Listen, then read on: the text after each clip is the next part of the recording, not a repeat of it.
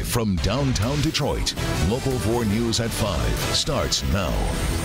He ran out and tried to save a life. We're learning what one Michigan lawmaker did just moments after a train full of GOP lawmakers slammed into a trash truck. But we're going to begin with two big stories on the MSU Larry Nassar crisis. Nassar back in court today, new accusers coming forward. That happening as students stage a sit-in following the appointment of John Engler as interim president of the university. Great to have you with us today here at 5. The fallout from Nassar's crimes far from over, and there are a number of new developments we're following right now. Yeah, Nick Monticelli is in Charlotte, where Larry Nassar was in court for his third sentencing, and we'll get to him in just a moment. Let's start, though, with Jason Colthorpe live in East Lansing. In fact, in the room where the students are holding that sit-in after John Engler was named interim president. Jason. Yeah, right in this room, Devin, the Board of Trustees meeting. And these students have been here ever since it broke up about 11 o'clock. And you're seeing they're going to be leaving here any moment. They've decided to leave at 5 o'clock rather than get arrested at 6, which was kind of the deal. And you see them kind of breaking up and heading out now. But what they are going to do is hold another march on Friday from 5 to 7. They're going to start at the Rock. They're going to come back here because, in their words, they want a town hall. They're demanding one with the new president, John Engler, and with the trustees. You'll hear his answer in just a moment. But first, take a look at the meeting earlier today. And these students here made their presence known pretty quick. Representative of the faculty would like to speak. Oh. Excuse me, would you please step off the table? These Board of Trustees do not speak on behalf of students, staff, or faculty at Michigan State.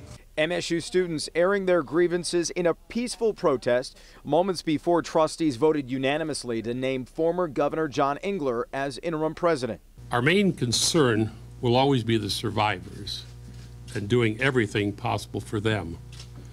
We owe it to them to fix the problems and to change the culture.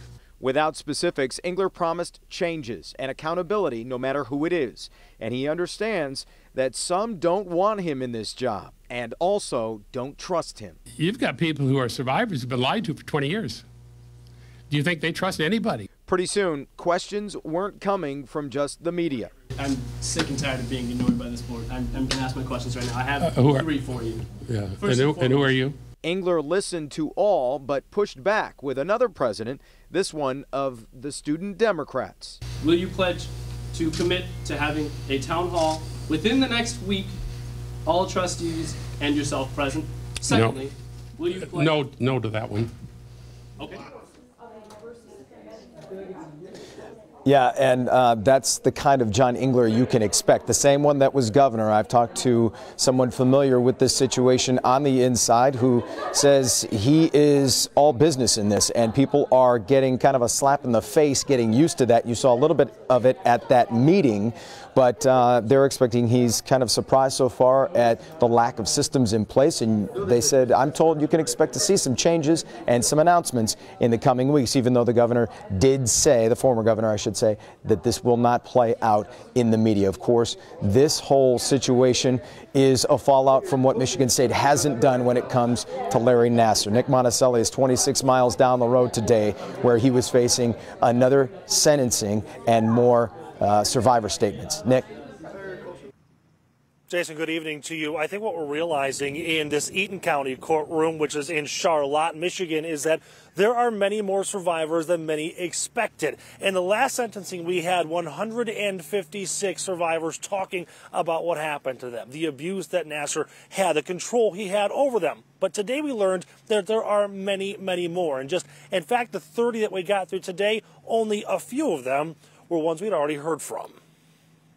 You are the most vile, disgusting creature I've ever met. You could call it a bit of deja vu, as Larry Nassar's sentencing in Eaton County is very similar to the one in Ingham County. Here, at least 65 victims want to be heard from, all with similar but unique stories. Stories that go far beyond the victim's physical pain. I could tell you about how it wreaked havoc on my relationship with my parents. The reason for this separate sentencing is because it's a separate case. Many of these victims were assaulted through their connections to Twistars, a gymnastics training gym in Diamonddale in Eaton County, which means a different court has this case. But some of these young girls, like Jessica Tomashow, were assaulted in both counties. Why? I ask myself that question all the time, especially while I am laying in bed crying myself to sleep. Others did not originally want to come forward, like Jessica Bodine, who was afraid of what her young patients would think. I thought they would think less of me, stop seeing me, trusting me, even confiding in me. The reality is, though, no one thinks any less of them, even as more stand up to speak, because this might be a step towards healing. And the Attorney General's office, as of now, knows that in total, Nassar has abused 256 young girls. And I do want to emphasize the emotional toll this is taking on all of these victims, these survivors, their families, their friends, these communities, because as we continue to see, the numbers keep growing. And one number I do want to emphasize as well is that as of right now, Devin and Kimberly, you heard this already, but I'll say it one more time, the number of Nassar's victims, 256, and they do expect that number to grow. Wow. We're live here in Charlotte. Nick Monticelli, Local 4. And Nick, probably a good idea here to explain how the sentencing will work, how it'll be coordinated against the other sentences that have already been handed down. So this is part of a plea agreement. The sentence will be likely the same, if not exact the same here in this county. It will run concurrent to the Ingham County sentence. However, the judge made it a point to say ahead of time that it's a good idea to have two of these because if, for instance, the Ingham County case gets thrown out on appeal, her sentence would then kick in. Yeah. All right, Nick.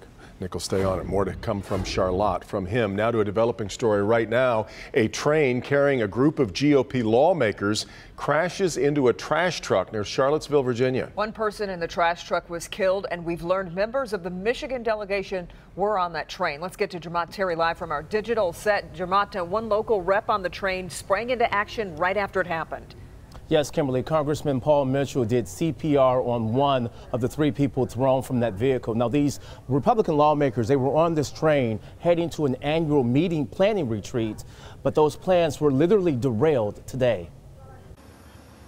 The images are horrific. An Amtrak train carrying GOP members collides with this garbage truck in Virginia. It was business as usual, but Representative Tim Walberg explains how that quickly changed. All of a sudden, it was a major bump and screech, metal sounding, and we rapidly came to a stop. Others on board tell Local 4 they were nearly injured from the impact. I was actually standing. It sent me flying, bumped my head off overhead. When they looked out, this is what they saw. A huge garbage hauling truck turned over. The train's impact crushed the truck, ejecting all three inside. A portion of the Amtrak train derailed. If any more the train had derailed, the train itself could have been tumbling down off of the rails. About 20 feet would have been a catastrophic outcome for everybody. Representative Paul Mitchell tells us he and others saw the men bleeding in the debris. They exited the train to give CPR. I was providing compressions for one of the gentlemen, the one that unfortunately passed away at the scene. As it stands, one person died, but the GOP lawmakers understand it could have been much worse. In their fast-paced political world, those on board reflect on what they experience. Oh my, it's a reminder how quickly life can change, and it just feels so bad for the crew. Now, the lawmakers returned to the nearest train station. They then hopped on a bus and continued on to their retreat. Now, we should point out all signs point to this train accident being just that, an accident, nothing more. Reporting live, Jermont Terry, Local 4. All right, Jermont. The city of Detroit is going to arrange private funding to pay for the funeral of fallen officer Glenn Doss. Doss died Sunday after being shot in the head while responding to a domestic violence call on January 24th. The funeral will be funded by private donors. Beyond that, the Detroit Department of Transportation will take officers who want to attend. Pye Funeral Home has also donated its services. The private venue that will host the repast has donated the cost of 200 meals, and the Detroit Public Safety Foundation will cover another 200. Doss's funeral service is going to be 11 a.m. at Greater Grace Temple. Visitation will be tomorrow from 4 to 9 p.m., and that'll be at Greater Grace as well. In Warren, a police chase ends in a crash at Shaner and Stevens. We've got video of the scene of the end of the chase when the suspect's car almost wrapped around a tree. Chase started when officers noticed that the car had an improper plate. While running away, the driver was also involved in a crash at 11 Mile in Shaner, but no injuries were reported. Big day today for the Detroit Pistons after that blockbuster trade with the Clippers. Yeah, Bernie's here now. Blake Griffin is here in Detroit. He's ready to go, I guess. He is. Willie Reed and Bryce Johnson also came along. Oh, yeah, that's right. Yeah. Oh, yeah. But Griffin could be the missing piece the Pistons been looking for. Someone that can get them going offensively and also put some folks in the seats. We've got highlights of Griffin. Got into town late last night. He's on the left there holding up his jersey along with Reed and Johnson. Met with the media a short time ago at the Palace where the Pistons still practice. Griffin has been injury prone in his career. He says injuries are just a part of this game. I pride myself in taking care of my body as best as I possibly can by how I eat, by how I train, by how I recover, all those things. So I know without a doubt at the end of the day that I'm putting myself in the best possible chance to play and be healthy and contribute to the team. If you take care of yourself that much, maybe McDonald's would be the answer. Just me, I don't know. But if you can keep Griffin healthy, then this could be the deal to get people excited about the Pistons again. But if he gets hurt, you got new issues and new major headaches for Stan Van Gundy. He said he's very excited to be here, feels the pieces are here, and they can make a run and get to the playoffs. The team last night. Who needs them? Who needed anybody that was involved in the trade? They weren't there, and they played really well. All right, more from Bernie coming up in a little bit. A convicted killer hauled off to jail 9 years after being convicted. New here at 5, why it took so long to happen and why the family of the victim says justice still hasn't been served. Also, it may be the dead of winter, but it is a sight that proves spring is coming. Ahead at 5, we'll show you what happened today that'll warm you up. If Ben can't anyway. Ben? This is not going to help, I can tell you that much. Temperatures falling tonight, still a little bit windy, but nothing compared to what we went through this morning. Whole big bunch of cold air to talk about coming up next.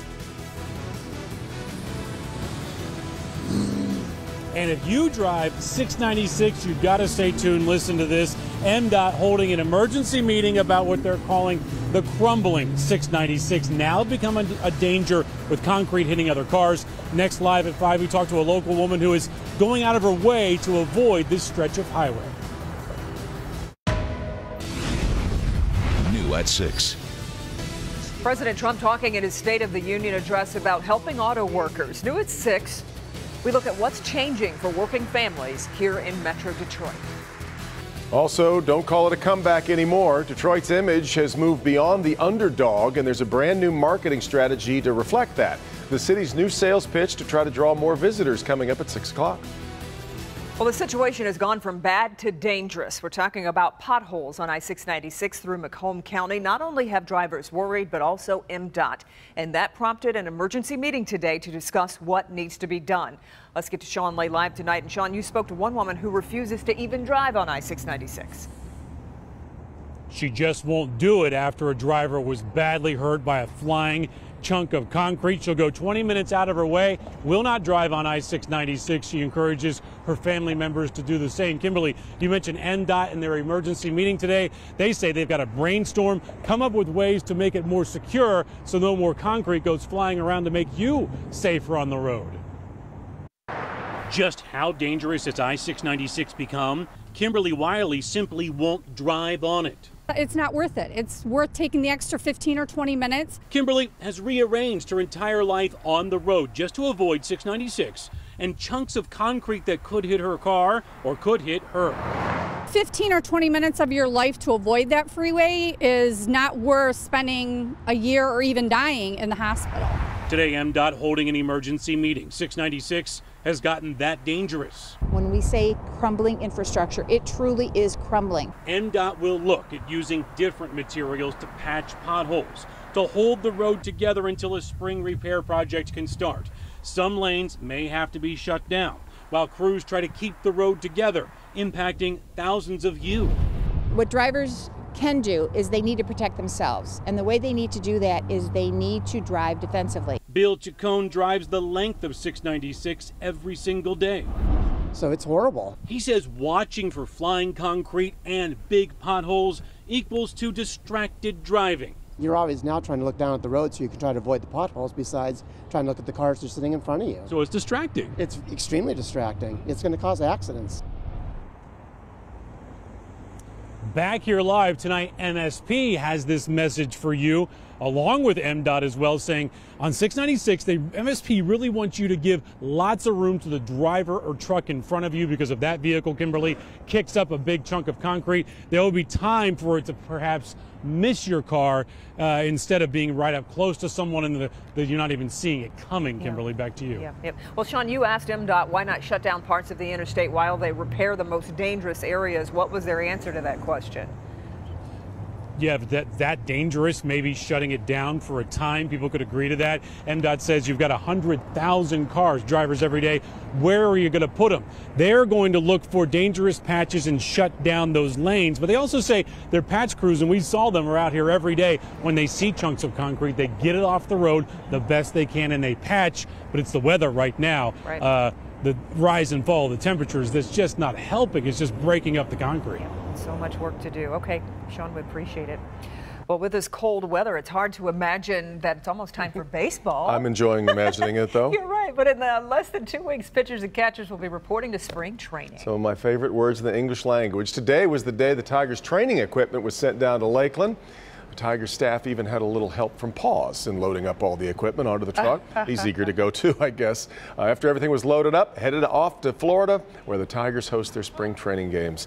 Lakeland, just south of Orlando. One of these years, I want them to let me drive the truck down there. I'll even help load. You should totally. In fact, I like the idea of that as a road trip story, don't you think? Kim takes the Tigers down to spring training. I'll stay down there in Florida too and just report from there. Well, that's the sacrifice that's going to have to go along with it, isn't it? Although we just got Blake Griffin, I don't want to think about baseball yet. We could win some playoff games now. You know, that's exciting. Didn't quite feel like winter today. We saw our warmest temperatures of the forecast as numbers are about 10 degrees above average, and we're still holding on to 40 at Metro Airport. 31 is the wind chill right now. But this is going to be a big story tonight as we've got not one but two cold fronts coming through. Watch the wind chills as we go through the night and into tomorrow morning. We will wake up with some of us here with wind chills in the teens, mainly our north zone. But temperature's not going to rise much tomorrow. We'll see a midday high and then crashing in the afternoon. So by the time we get to 5 o'clock, we're talking already wind chills that are in negative territory. And by the time we get into Friday morning, everybody's going to be feeling like it's below zero to get started on Friday. So this 40-degree mess today is a one and done deal. As far as the snow goes, it stayed north of us. We had plenty of clouds both last night and today with just that little flash of sunshine earlier in the day. And because of those clouds, seeing the moon last night was a little bit of a difficult stretch, but a lot of folks did on storm pins. This is what we saw from East Lansing yesterday. Rochester Hills, kind of a cool shot in between the clouds with that full moon. This is from Madison Heights. Dan shot this last night. And from one of our pilot friends, he was at 41,000 feet, so it was a little bit easier to see that sucker up there. And coming up at 5:30, we'll show you the view from the West Coast, which was beautiful. You can hang around for that. Here's what we've got tonight, though, which is not much as far as precipitation goes, but that first cold front comes through just before daybreak. That comes through dry, and it's the second one that could scare up a few scattered snow showers. That's mainly going to be in our north zone. Shouldn't be any accumulation. That is all going to be over the lake in parts of Ontario. And then we'll be dry from there going into the weekend, but we're probably going to get the shovels out again as we get into Saturday and right before the game on Super Bowl Sunday. 29 tonight, that's going to be our low temperature. That's above average. Highs tomorrow, as we mentioned, not going far, 34. That'll be a midday number, and then we'll see those numbers start falling in the afternoon. So these are the 5 p.m. temperatures tomorrow coming home in our 4-zone forecast, 26 in the city, mid and even some low 20s down here in our south zone by 5 o'clock tomorrow. There will be spots already in the teens, mainly in our west zone up here towards Flint, and of course north of M59. In our north zone. A lot of teens up there in Sanilac County at 5 p.m. tomorrow. And as far as the 7-day forecast goes, it gets cold quick. We will barely touch 20 on Friday, which of course is the Groundhog Day. 29 is what we're looking at over the weekend, but we will be shoveling. Right now, it's safe to say that we're going to get at least an inch or two, but that system not yet on the West Coast, so we don't really have a good handle for how much we're going to get out of it. But you can see there is not an above freezing temperature. Yeah, we're back into that stretch again, aren't we? Yeah. All right, Ben. All right, Ben, let's check in with Dr. McGeorge. Well, we're in the midst of a flu epidemic, but there's another virus that's making people sick. Ahead in Good Health, the key things you need to know about adenovirus. All right, Frank, but first, police say he flew into a rage. What this man is accused of doing with a sword, next. We're following stories this Wednesday from across Michigan. Let's start over in Battle Creek. That's where a man will undergo a competency evaluation after police say he broke into his ex-girlfriend's apartment and attacked her with a sword. 35-year-old Anthony Whitlock's lawyer requested the exam after Whitlock allegedly said God told him to attack the woman. Police say their 13-year-old son intervened during the attack. The woman is still recovering after being slashed with that sword. Moving to Kalamazoo, where a number of school districts are closed today due to a high rate of illness and flu. During the closures, the buildings are going to be cleaned. All the surfaces will be sanitized. The 3 elementary schools are expected to reopen tomorrow, but the Comstock Public School District will be closed now until Monday. New at 5:30. A local grocery store selling items that are old, way out of date, and the people who shop here, they're concerned for their safety. Help Me Hank investigates, new tonight. Today, reaction to the State of the Union taking a back seat to questions over the status of a memo. It's been almost 9 years since a man was shot and killed on Detroit's east side, and the suspect responsible for the shooting was just now sentenced today. Find out from the news you were free. Never been sentenced, and I just cried. You'll hear more from the victim's wife and learn how long the suspect will spend behind bars. Gather the family.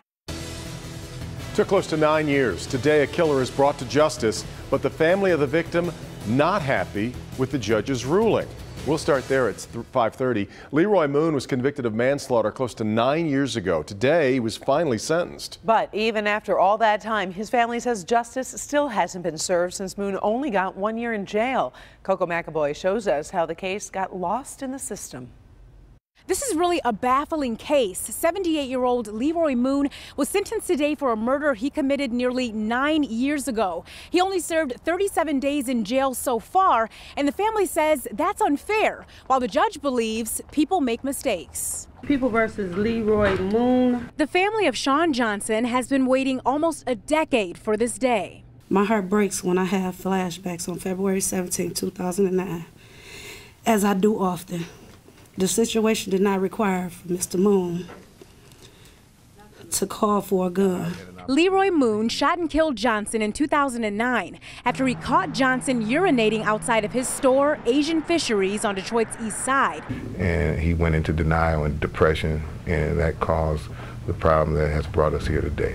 Moon's case first went through a jury trial in 2010, which ended in a mistrial. Moon ended up entering a no contest plea the next year and would have been sentenced to serve 1 year in jail.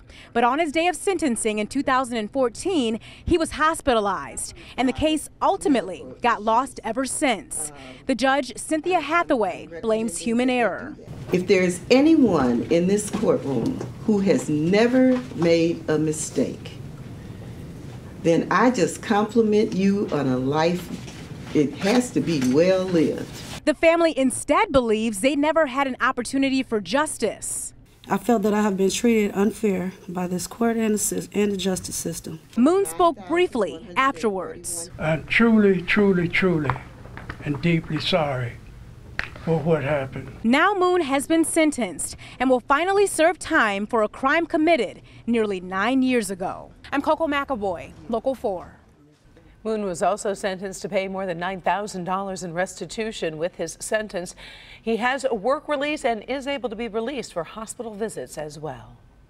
Today, praise and criticism for President Trump's first State of the Union speech, but both competing for attention with a new GOP memo questioning surveillance practices in the Russia investigation. Now the FBI is trying to keep that memo from becoming public. Blaine Alexander is at the White House to break it down for us. Blaine. Well, Jason, here's why this memo is so important. Republicans say that it proves the FBI used improper methods in the Russia investigation, but Democrats say that it's just a political ploy to try and discredit the entire agency. With President Trump's first State of the Union address now in the rearview mirror, today the reaction, both critical I thought a disappointing speech and hopeful. I do think there's an opportunity to get some big things done. But while leaving the House chamber, President Trump shifting attention to a controversial memo on the Russia investigation. Let's release the memo. Oh, yeah. Oh, don't worry. 100%. That assurance about a GOP memo that casts doubt on FBI surveillance of President Trump's team during the transition, calling it improper and politically motivated. It'll be released here pretty quick, I think, and the whole world can see it. This from the president's chief of staff after both the deputy attorney general and FBI director traveled to the White House Monday to ask him personally to reconsider, according to NBC News sources. Today, in a rare statement, the FBI is urging that memo not be released, citing grave concerns about its accuracy. The paper now setting up a partisan fight. The goal is to put out a document that will set a narrative that helps the president, and that narrative is the FBI is corrupt. Democrats calling it a brainwashing tool to undermine the entire Russia investigation. And keep in mind, by all accounts, this fight is over a memo that not many people have actually even read. In Washington, Blaine Alexander, Local 4. Exactly right. All right, Blaine. Also this evening, CNN is reporting President Trump allegedly asked Rosenstein if he was, quote, on the team before Rosenstein appeared in front of a Senate committee. The White House has yet to respond to that report. The head of the Centers of Disease Control and Prevention resigned today after a report revealed she bought tobacco and health care stocks after she took the job. The Trump administration named Dr. Brenda Fitzgerald head of the CDC last July. According to a Politico report published Tuesday, Fitzgerald bought shares in Japan Tobacco 1 month after taking the job, representing a conflict of interest. No interim director has been named yet. The University of Michigan has put out a crime alert after a woman reported waking up to a man standing in her room. She woke up just before 5:30 in the morning and saw an unknown man standing in her room. He ran away after she screamed. Police say there was no sign of forced entry. Nothing was taken. If you have any information, please call the U of M Public Security Department. Now to good health. The nationwide flu epidemic continues, but influenza not the only virus making people sick right now. And that's causing a little bit of confusion. Yeah. So our Dr. Frank McGeorge is here with another of the many viruses that are going around and causing some similar symptoms. Exactly. Basically, it's called adenovirus, and like the flu, it can cause fever, sore throat, cough, and a runny nose. Now, here's the thing. This paper, which was just published in a CDC journal, well, it's attracted some attention, making the case that these adenovirus infections may be underestimated, and unlike influenza, adenovirus occurs all year round. If you're feeling miserable, it could certainly be the flu, but some people are also getting sick from another family of viruses known as adenoviruses. In addition to flu-like symptoms, these viruses can also cause pink eye and diarrhea in children. Although most adenovirus infections are mild, in rare cases adenovirus can lead to pneumonia. Typically, the virus is spread by coughing, sneezing, and direct contact with an infected person. You can also get the viruses by touching contaminated surfaces, like door handles and light switches, where the viruses can live for long periods of time. Now, if you do get sick, symptoms typically last for about 10 days. For most patients, rest, fluids, and over-the-counter medications are the only treatment necessary. But, as with any infection, if your symptoms are severe or getting worse, call your doctor. So how do you know if you have the flu or another infection like adenovirus? Well, the short answer is it may be hard to tell, although the flu is definitely more common in the winter and it typically causes more body aches. Also, we can test you for influenza, but given that we're in the middle of an influenza epidemic, most doctors are going to treat you as if it's the flu because odds are that is what it is. There's not many options for either of these as far as treatment goes anyway, right? Just treating the symptoms as best you can. Pretty much, although with the flu in high-risk groups, Tamiflu may be recommended. Or an antiviral, but with adenovirus, yeah, you pretty much just let it run its course. Yeah. Yep. Thank you. Well, it's a scene very similar to a pipeline explosion in Auburn Hills last month. Yep, a major pipeline blast along State Route 513 in Ohio caused a massive fire around 2:30 this morning. That line was eventually determined to be a residential line operated by Tallgrass Energy. Fire has been put out. An investigation underway now to determine what started all this, but fortunately, in the end, no injuries were reported. Deadline to sign up for a free credit monitoring service has now been extended. The original deadline was today, but this afternoon, an Equifax spokeswoman announced the new cutoff date is now June 30th. So another 6 months, or 5 months, I guess that is from now. Until that day, you can sign up for 1 year of free credit monitoring, as well as the ability to freeze or unfreeze your credit for free. It comes after that massive Equifax data breach of last year, which exposed the personal information of more than 145 million Americans. Well, unfortunately, we didn't get to see it, but some people did. Yes, through the magic of television. Apparently, we got some spectacular video, just not ours. Yes, we had weather and geometry kind of both working against us earlier today, but a lot of folks that were west of the Great Lakes, much better luck seeing what we call the super blue blood moon, which sounds like something you would order off TV at 2 in the morning. As the moon passed into the Earth's shadow, a dark smudge started moving across the moon. And as it passed into the heart of the shadow, it took on a reddish color. So that's why the lunar eclipses are called blood moons. Now, the reason for this red tint is that even though the Earth blocks most of the sun's light, some of that does seep through our atmosphere at the edges. And it's bent sort of like through a prism. So that bit of light does make it look like the moon has a reddish hue. Now, of course, this was more than just a lunar eclipse because it occurred when the moon was closest to its approach to Earth. That's why it's called the super part of the blue moon. And since it was the second full moon of the month, amazing.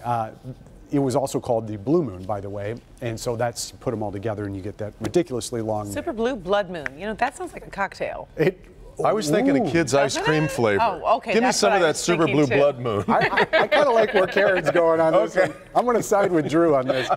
By the way, you can see more photos and videos on clickondetroit.com. They got a ton of them. Yeah, there were a lot. That's really cool to see. Yeah. All right, thank you very much. Start thinking of the cocktail ingredients for it. I like it. A real mystery unfolding in France tonight as the CEO of a big company has gone missing. New tonight, what police investigators are saying about a key piece of evidence they found on a beach. And all bets are off when it comes to the Super Bowl. New tonight, what a Boston Market restaurant in Philadelphia, doing to make sure there's no confusion over who they're rooting for in the big game. Hank? A big danger discovered inside a local grocery store. We have hidden cameras rolling and also a confrontation you need to see. My report is new tonight. May the question new at 6. There's a breaking new development in the case of a doctor from Kalamazoo detained by immigration officials. He's just been granted his release after a hearing in a Detroit federal court. You will hear from his very relieved family in a live report at 6. This stuff needs to get out of the store now because it's a danger. Tonight, Help Me Hank uncovers serious hazards inside a local grocery store. In fact, it now has customers and state investigators alike taking notice. The grocery store, located on Harper near Van Dyke, has a history of violations, and unfortunately, some problems do remain. Here's our consumer investigator, Hank Winchester. What I discovered inside the grocery store, it's disturbing. So I've been in touch with state investigators, and I also have been working to get answers from the owner. Hidden cameras roll inside the Kit Kat grocery store in Detroit. A tipster sending me an email asking me to investigate what was being sold inside. And what I discovered took us by surprise. Look at this product here. It has Scotch tape to close it. You guys can't sell stuff like this. This is dangerous stuff. In a moment, you'll hear more from that store employee. You'll also hear what the store owner has to tell me about what I uncovered. Right now, I want you to hear from the man who alerted me to the problem. Lunch meat and the Lunchables, and I got sick later on that night from the lunch meat. I thought I had the mad cow disease and like the swine flu. Customers concerned to find that food was not only not fresh, but way out of date. When I looked at the expiration date, it was 2016, and this is January 2018. After we heard from customers, we decided to do some shopping of our own, and here's what we discovered. These Sister Schubert rolls expired by April 2015. Jimmy Dean's sausage with a use-by date of September 2016. Bologna, August 29th, 2017. Betty Crocker potatoes. Check out the box sealed with Scotch tape. Also out of date. And look at this meat. Just check out the freezer burn. This was packaged last November. The state of Michigan has been here before investigating, and the results were troubling. Previous inspections uncovering products visibly damaged by being dried out. Some packaged products are grossly expired. A previous inspection reveals the meat room isn't adequately clean and that a variety of the food products were expired. It is time to get some answers. You guys can't sell stuff like this. This is dangerous stuff. I'm sorry about that. It's old. This stuff could get somebody really sick. Yeah, I'm sorry about that. Well, don't be sorry to me. Be sorry to the people that are shopping here because it's a problem. Right after I left the grocery store, I received a phone call from the store owner. He apologized. He said the expired food would be removed immediately from store shelves. State inspectors will be back in that store very soon. I'll let you know what they discover. I'm Hank Winchester. Help me, Hank. All right, thank you, Hank. By the way, so far there's been no other reports of customers getting sick from the food being sold at that supermarket. Help me, Hank. We'll keep a close eye on those inspections. Well, with the Super Bowl only a few days away, one Philadelphia restaurant is showing its team spirit in a pretty unique way. Take a look. The owner of a Boston market in Philly decided to change the name of the restaurant to Philly Market. Says he made the change this morning. It's already become an instant fan favorite. I'm not sure how corporate feels about it. He, and as well as the rest of the city, of course, hoping that the Eagles can win their first Super Bowl in franchise history on Sunday.